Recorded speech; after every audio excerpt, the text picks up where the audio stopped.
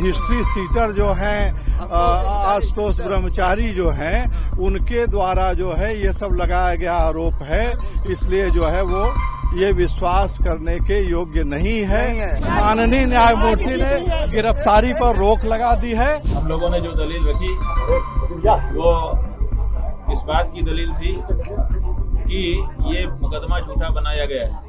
Allahabad high court से शुक्रवार को शंकराचार्य स्वामी अविमुक्तेश्वरानंद को बड़ी राहत मिली है। हाई कोर्ट ने अविमुक्तेश्वरानंद सरस्वती की अग्रिम जमानत याचिका पर सुनवाई के बाद फैसला सुरक्षित रख लिया है। हाई कोर्ट ने उनकी तत्काल गिरफ्तारी पर रोक लगा दी है। मार्च के तीसरे सप्ताह में इस पर विस्तृत फैसला आएगा।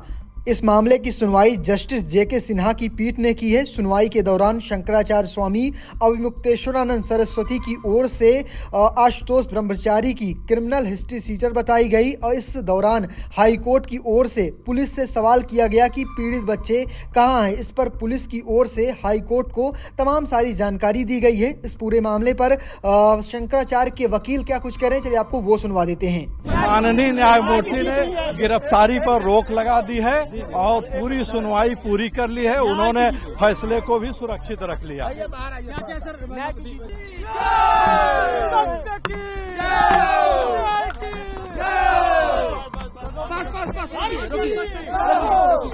बोलिए भैया, बोलिए।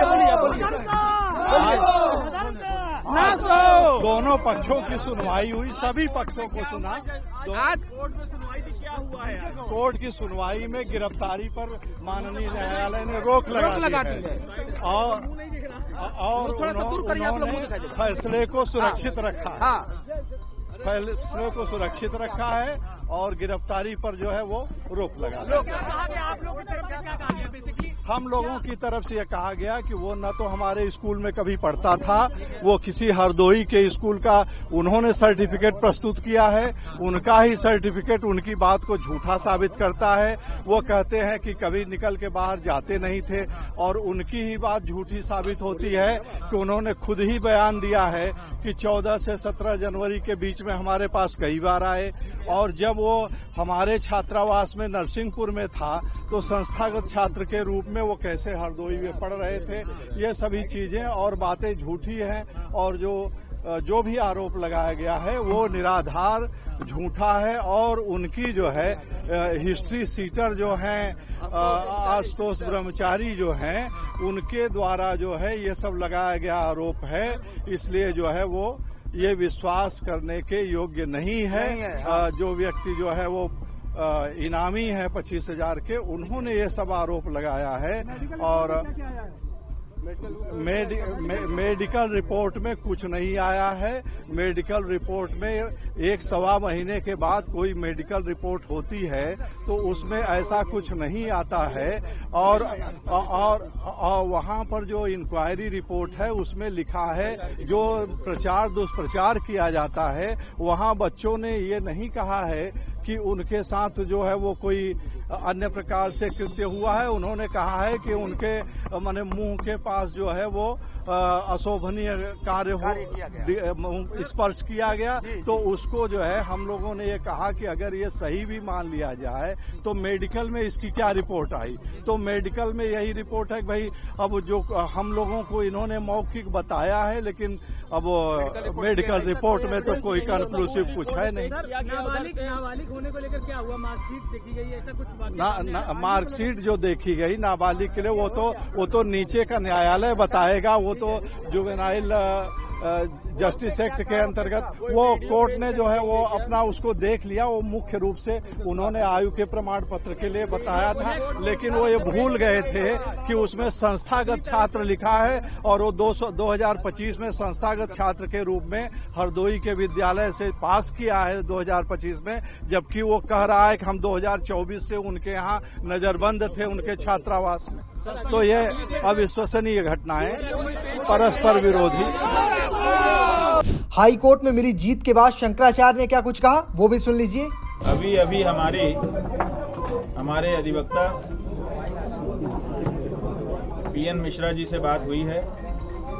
उन्होंने बताया कि हम हमारे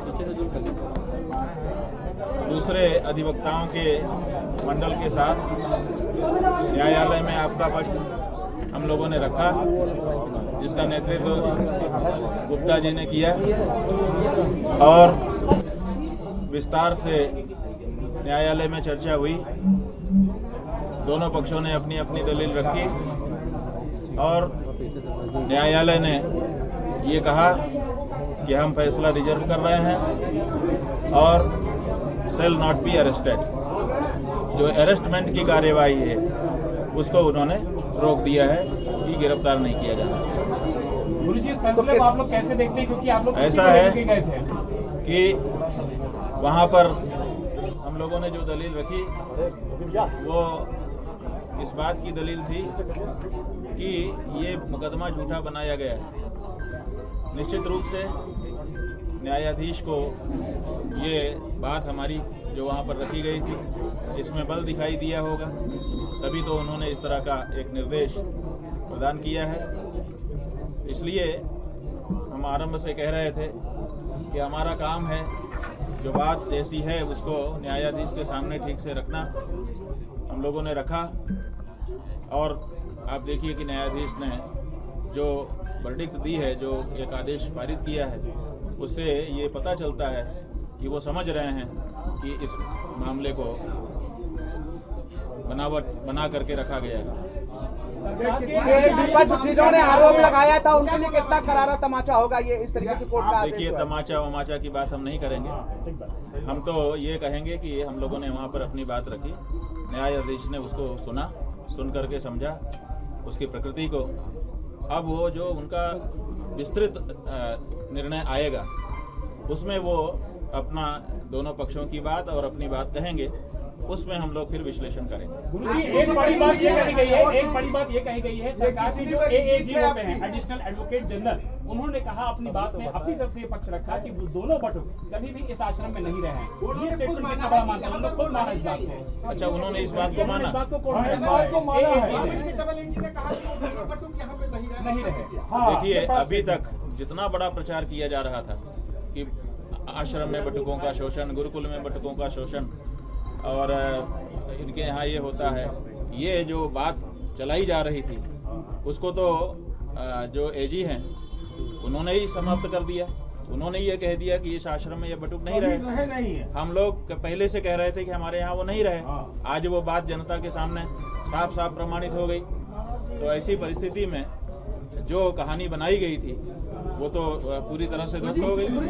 ये देखिए, ये आज जो हाईकोर्ट ने कहा है, यही कार्यवाही पहले दिन से थाने में जब वो गए थे सूचना लेके, वहाँ होनी चाहिए थी। जब वो एसपी और उससे ऊपर के रैंक के अधिकारियों को ईमेल आदि कर रहे थे तो वहाँ से ये डायरेक्शन आना चाहिए था कि पहले बच्चे को जुवेनाइल में भेजो, मेडिकल कराओ आदि आदि।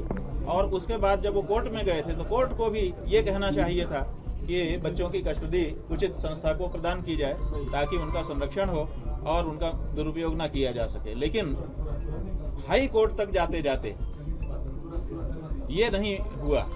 जो कोर्ट ने आज निर्णय किया है उसमें ये बात आई है कि अगर ऐसा कोई अपराध हुआ है तो उसका जो प्रोसीजर है उसको ठीक से करना चाहिए। जो प्रथम दृष्टया आप सब लोगों के माध्यम से हमको जानकारी दी जा रही है, उसके आधार पर हम ये बात कह रहे हैं कि आज कम से कम उन बच्चों को सही कस्टडी देने की बात कही गई। इसके पहले तो कस्टडी की बात ही नहीं थी। इसके पहले तो केवल हवाई एक किला बना दिया गया था और शंकराचार्य जैसी संस्था को बदनाम करने के लिए तरह तरह की कहानियां गढ़ दी गई। तो आज कम से कम एक सही प्रोसीजर जो एक पॉक्सो कोर्ट का होना चाहिए वो उसका एक अक्स दिखा है। बाकी तो आगे और प्रकरण आएंगे तो आपको न्याय की उम्मीद जगी है आज? नहीं, न्याय की उम्मीद सदा से हम लोगों को थी, लेकिन जो परिस्थितियां हैं ऐसी हो गई हैं कि अपने भाई पे लोग भरोसा नहीं कर पा रहे हैं कि कब क्या हो जाएगा। इसलिए कहना कठिन था, लेकिन हम लोग इसीलिए अपनी बात न्यायाधीश के सामने कहने के लिए तैयार थे कि कहीं से तो हमने आपको दोपहर में बताया था कि देखिए, सारा अमला एक तरफ से भ्रष्ट नहीं हो सकता, सब लोग एक तरफ से किसी के कब्जे में नहीं हो सकते। इसलिए कहीं ना कहीं कोई ना कोई तो होगा जिसके अंदर धर्म जागृत होगा, कहीं तो कोई होगा जिसके अंदर न्याय जागृत होगा, कहीं तो कोई होगा जो सही और गलत को रेखांकित करके परिभाषित करेगा। तो कहीं ना कहीं कोई ना कोई होता है। इसलिए अपना संघर्ष जारी रखना चाहिए और कहीं पर थोड़ी बहुत इधर उधर बात आ जाए तो उतने से घबराना नहीं चाहिए। आप देखिए पूरे देश का जो हिंदू समुदाय है वो बहुत आहत था कि ये क्या हो रहा है। लोगों के मन में तरह तरह की आशंका कुशंका पैदा होने लगी थी। ऐसा लगने लगा था कि हमारे गुरु ने कुछ गड़बड़ी की है। आज कम से कम प्राइमा फेसी ही सही, प्रथम दृष्टया ही सही, कम से कम ये बात न्यायालय के माध्यम से देश की जनता को, हिंदुओं को और जो भी सच्चे न्याय के पक्षधर लोग हैं, चाहे वो दूसरे भी धर्मों में क्यों ना हो, कम से कम उनको पता तो चला है कि नहीं, कहीं ना कहीं सुनवाई होती है और कहीं ना कहीं न्याय होता है। फिलहाल आप कैसे देखते हैं पूरी खबर को कमेंट बॉक्स में लिखिएगा और पेज को फॉलो करना, चैनल को सब्सक्राइब करना बिल्कुल भूलिएगा। धन्यवाद।